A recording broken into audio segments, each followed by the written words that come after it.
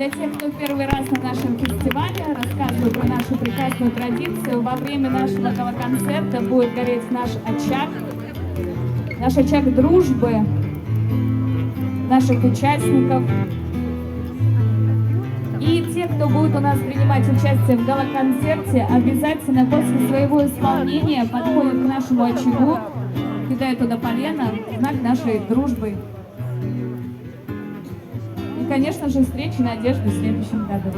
Ну что ж, наш очаг зажжен. Я вас поздравляю с нашим открытием и уже, можно сказать, закрытием нашего фестиваля «Поющие зеленые горы». Отлично! У меня аж мурашки.